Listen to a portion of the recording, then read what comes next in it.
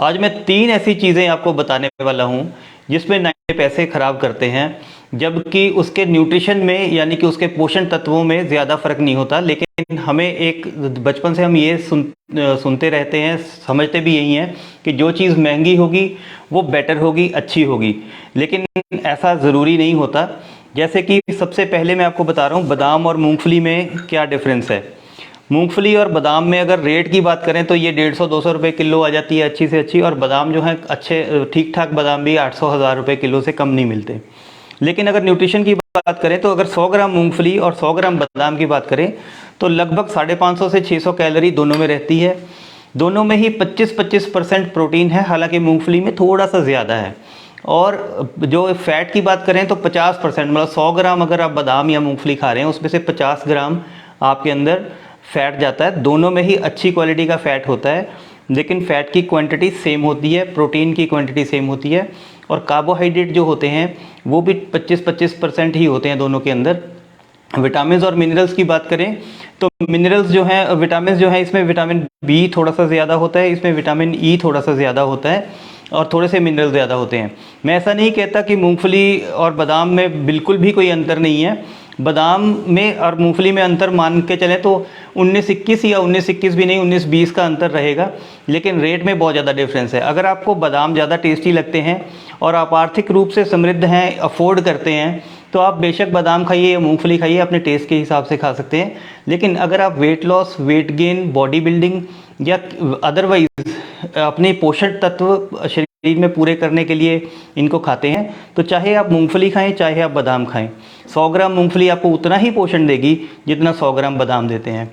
यदि आप चाहते हैं कि आप अपने पैसे बचाना चाहते हैं तो आप बादाम की बजाय ये एक सस्ता विकल्प चुन सकते हैं, इसका भी उतना ही फ़ायदा होगा जितना बादाम का होता है। दूसरा आते हैं हम आटे के ऊपर।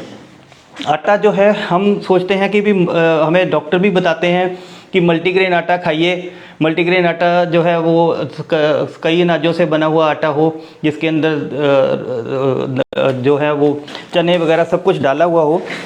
लेकिन हम क्या करते हैं, हम बाज़ार से जाके मल्टीग्रेन आटा ले आते हैं। अब मल्टीग्रेन आटा में ये मैं काफ़ी पॉपुलर ब्रांड का आटा लेके आया हूँ। इसके बीच में हम देख रहे हैं कि व्हीट फ्लोर कितना है, इधर डालिए जरा इसके ऊपर।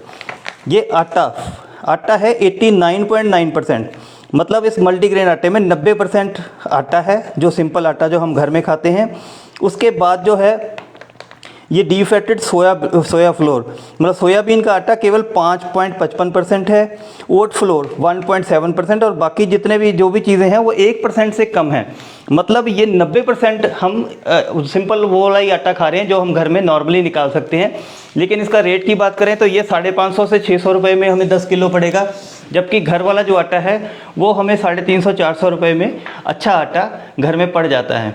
अगर आपको मल्टीग्रेन, ऐसा नहीं है कि मल्टीग्रेन आटे का फ़ायदा नहीं होता, लेकिन अगर आपको मल्टीग्रेन बनाना है तो खुद आप सामान खरीद के कितना सोयाबीन डालना चाहते हैं, कितने आप चने डालना चाहते हैं, कितना उसके अंदर बाजरा, ज्वार, मक्की डालना चाहते हैं, और कितना आटा डालना चाहते हैं, वो आप अपने हिसाब से मल्टीग्रेन आटा बना के यूज़ करें, ना कि बाज़ार से ख़रीदें।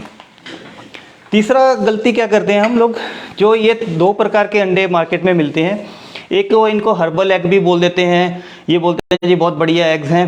फ़र्क क्या है, जो US FDA, United state food and drug administration जो है वो ये कहती है कि इसमें कोई विशेष अंतर नहीं होता दोनों के अंदर। केवल अंतर क्या होता है कि ये जो वाइट अंडा है ये सफ़ेद रंग की मुर्गी पैदा करती है, और ये जो ब्राउन अंडा है ये खुद भी मुर्गी ब्राउन कलर की होती है। इसमें क्या होता है कि जो वाइट अंडे वाली मुर्गी है वो कम अनाज या कम खाना खा के भी ज़्यादा अंडे पैदा करती है, तो ये अंडे जो अंडे बनाने वाले को भी सस्ते पड़ते हैं। इसमें जो है मुर्गी की डाइट ज़्यादा देनी पड़ती है, अंडे कंपैरेटिवली कम निकलते हैं। लेकिन रेट में डिफरेंस कितना है, ये हमें 5 रुपये का पड़ता है, ये 12-13 रुपये का अंडा पड़ता है। दुगने से ज़्यादा अंतर है, और फ़र्क वही 19 या 20 का फ़र्क होगा, इससे ज़्यादा फ़र्क नहीं है अगर हम इन दोनों अंडों को कंपेयर करें। हाँ, इसमें ओमेगा 3 फैटी एसिड थोड़े से ज़्यादा हो सकते हैं अगर मुर्गी को बाहर घूमने दिया जाए, लेकिन मैंने तो कोई ऐसा पोल्ट्री फार्म देखा नहीं जहाँ मुर्गियाँ बाहर घूम रही हों। सभी दोनों प्रकार की जो मुर्गियाँ जो हैं वो उनको केज में ही रखा जाता है, तो इसमें इनकी न्यूट्रिशन में ज़्यादा अंतर होने की संभावना मेरे को तो नहीं लगती। आपका क्या विचार है वो कमेंट बॉक्स में ज़रूर बताइए। वीडियो देखने के लिए धन्यवाद।